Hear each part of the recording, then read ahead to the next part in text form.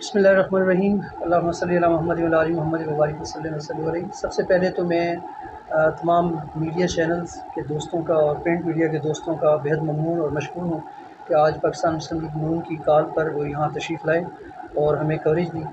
मैं बेहद ममनून हूँ आप तमाम दोस्तों का।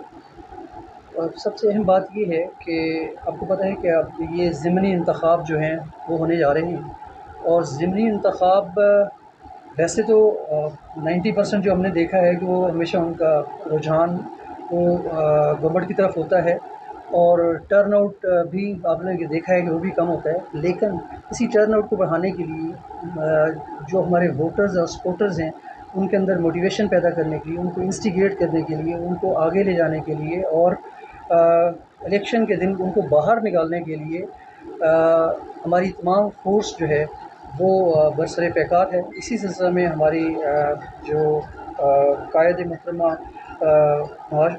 मरीम नवाज शरीफ साहिबा वो तशरीफ़ ला रही हैं ताकि यहाँ के लोगों को, यहाँ के वोटर और सपोर्टर को मोटिवेट किया जाए और वो बाहर निकलें और इलेक्शन के दिन वो पाकिस्तान मुस्लिम लीग नून को कामयाब कराने की कोशिश करें। इस सिलसिले में एक रूट जो हम लोगों ने तय किया है वो ये है कि 12 बजे 12 जुलाई मरीम नवाज शरीफ साहबा तशरीफ़ लाएंगी और उसके बाद वहाँ एक रैली की शक्ल में उनका लेके आया जाएगा गुजरा मोड़ पे। वहाँ उनका एक ख़ताब होगा, वहाँ कारकुनान, सपोर्टर्स, वोटर्स और हल्का के लोगों से ख़ताब करेंगी और उसके बाद वहाँ से वो चनियोट मोड़ पहुँचेंगी।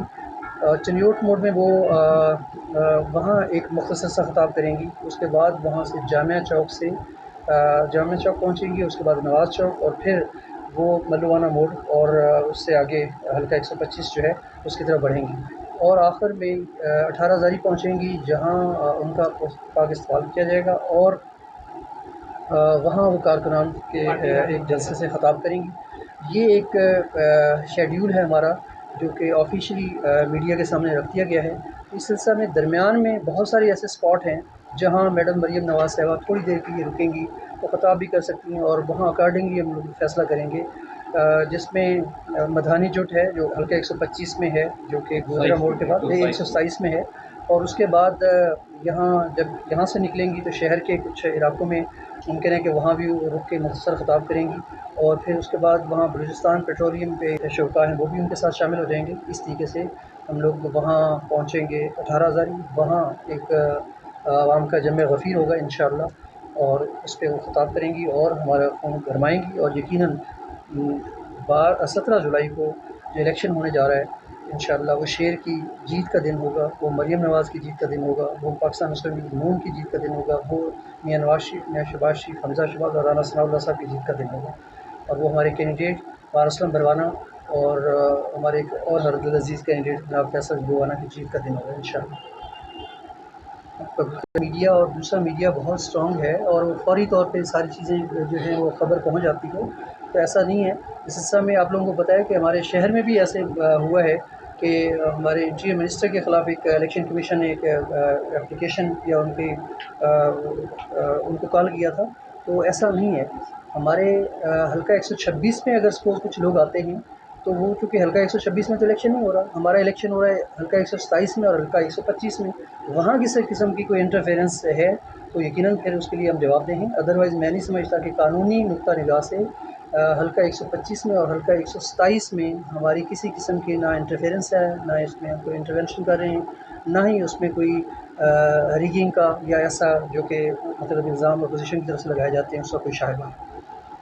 अच्छा सर, आपसे एक सवाल। पहली बात तो ये है कि जहाँ तक पीटीआई की साबिक़ा गवर्नमेंट का ताल्लुक़ है, आप देखें किसी भी मुल्क की तरक्की का इन्हिसार जो है वो 4 चीज़ों पर होता है। सबसे पहले तो उसकी दाखिला पॉलिसी, फिर उसकी ख़ारजा पॉलिसी, फिर उसकी एजुकेशन। देखा है कि पीटीआई की गवर्नमेंट इन चारों महाज पे चारों शाने चित हुई है। मैं उसकी मिसाल देता हूँ। आप लोग अगर बात करें ख़ारजा पॉलिसी के हवाले से तो आप लोग देख लें कि हमें अफ़गानिस्तान को हमारी बी टीम कंसिडर किया जाता था। जब अफ़गानिस्तान के मामलात पर कोई डिस्कशन हुई है तो पाकिस्तान को बुलाया तक नहीं गया। अब ख़ारजा पॉलिसी की मज़ीद देख लें कि आप लोग वहाँ इंडियन ऑक्युपाइड जो कश्मीर है उसको उनका बाकायदा हिस्सा डिक्लेयर कर दिया गया है। तो अगर आप लोग ये देखें कि رشیا کے ساتھ ہمارے اور چائنا کے ساتھ جو ہمارا سی پیک کا معاہدہ تھا وہ کس حد تک ڈسٹرب ہوا، تو یہ خارجہ پالیسی مکمل طور پر ناکام ہو چکی ہے۔ اسی طریقے سے اگر آپ داخلہ پالیسی کے حوالے سے دیکھیں تو انتقامی کارروائیاں پاکستان مسلم لیگ نون کے خلاف ہر محاذ پر انہوں نے کی ہیں۔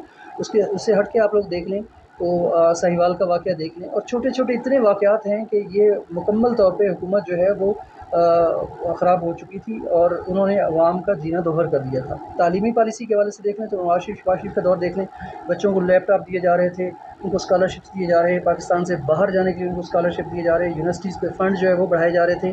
اب آپ دیکھ لیں کہ وہ کہاں پہنچ گئے، ایچ ای سی کے فنڈز جو ہیں وہ کہاں تک مطلب تھے اور اب انہوں نے اس حکومت نے کہاں تک پہنچا دی۔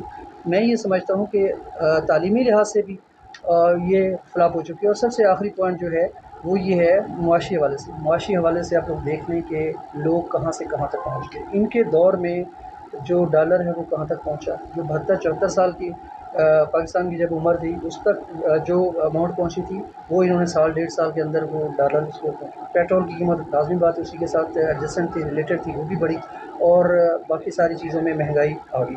اب جہاں تک آپ کا اگلا کویسچن ہے تو مطلب میرے یہ کہنے کا مقصد یہ کہ معاشی حوالے سے، تعلیمی حوالے سے، داخلی حوالے سے اور خارجی حوالے سے، ہر حوالے سے یہ حکومت ناکام تھی۔ اب چونکہ ہمیں پتہ تھا، پاکستان مسلم لیگ کی گورنمنٹ جو آئی ہے اس کو پتہ تھا کہ ہمارے لیے بہت ہی مشکل وقت ہوگا کہ ہم لوگ اس کو جا رہے ہیں اور مہنگائی بڑھتی جا رہی ہے اور اس سے ہمارے لیے پرابلم ہوں گے۔ لیکن کیا ہوا کہ اس کے باوجود ہم لوگ جانتے ہوئے بھی کہ ہم مشکل حالات سے دوچار ہو جائیں گے، ہمیں یہ پتہ تھا کہ اگر عمران خان کی حکومت کو نہ روکا گیا تو ہمارے لیے بہت سارے مسائل، اور ہمارے لیے تو ہوں گے ہی صحیح، عوام کے لیے بہت سارے مسائل، اور ہم ایک اندھے کنویں میں گرنے والے تھے۔ میں یہ سمجھتا ہوں مسلم لیگ کی گورنمنٹ نے اس وقت ملک کی باغ ڈور سنبھال کے بہت اچھا فیصلہ کیا۔ باقی جہاں تک ہے آئی ایم ایف کا تعلق، آئی ایم ایف کے ساتھ جتنے بھی معاہدات ہیں وہ سارے معاہدات جو ہیں وہ عمرانی حکومت نے کیے تھے، اس میں پاکستان مسلم لیگ کا کوئی عمل دخل نہیں ہے۔ اور یہ جو معاہدہ تھا یہ آپ لوگ دیکھیں، آئی ایم ایف ایک ورلڈ انسٹیٹیوشن ہے اور ورلڈ انسٹیٹیوشن کا ایک اسٹیٹ کے ساتھ اگر معاہدہ ہو رہا ہے تو اس کی پاسداری ہم پر بہت لازم ہے۔ اس میں حکومتیں تو آتی رہتی ہیں لیکن یہ اسٹیٹ ٹو اسٹیٹ، دوسرے لفظوں میں آپ سمجھ لیں کہ یہ ایک پیکٹ تھا، یہ ایگریمنٹ تھا، اس سے ہم پہلو تہی نہیں کر سکتے، اس سے ہم بھاگ نہیں سکتے تھے۔ نتیجہ یہ ہوا ہے کہ ابھی تو یہ آپ لوگ یہاں تک ہمارے پیٹرول کی قیمتیں اور بجلی کی قیمتیں یہاں تک پہنچی ہیں، اب یہ دیکھیں کہ اللہ نہ کرے خاکم بدن کہ یہ مزید بھی بڑھ سکتی ہیں اور ہمارے لیے اور بھی معاملات، لیکن ان دا لانگ رن انشاءاللہ پاکستان مسلم لیگ نون ہی عوام کو مہنگائی کے اس چنگل سے باہر نکالے گی، بجلی کے جو پرائسز اس سے باہر نکالے گی، جو دہشت گردی کے معاملات چل رہے تھے اس سے باہر نکالے گی انشاءاللہ۔ تعلیمی حوالے سے، داخلی حوالے سے، صحت کے حوالے سے آپ لوگ دیکھ لیں نواز شریف صاحب کا جب دور تھا تو اسپتالوں میں ساری چیزیں فری ہوتی تھیں، یہاں تک ان کے دور جب شروع ہوا تو اس وقت کیا ہوا کہ ایون کہ جو ایکس رے تھا اور پرچی کی قیمت بھی وصول کی جا رہی تھی۔ یہ تو آخری دنوں میں جب ان کو پتہ چلا کہ ہماری گورنمنٹ جانے والی ہے تو اس وقت انہوں نے سارے یہ ڈرامے کرنا شروع کر دیے۔ اینی ہاؤ پاکستان مسلم لیگ نون کی گورنمنٹ جو ہے وہ اس کو اوور کم کرے گی اور عوام کو ریلیف دے گی، اور پاکستان مسلم لیگ ہی وہ حکومت ہے جس نے یہ جماعت ہے جس نے پاکستان بنایا تھا۔ پاکستان مسلم لیگ نون جو ہے وہ قائد اعظم کی صحیح جانشین اور وارث ہے، اور یہی انشاءاللہ پاکستان کو بچائے گی اور مشکلات سے نکالے گی انشاءاللہ۔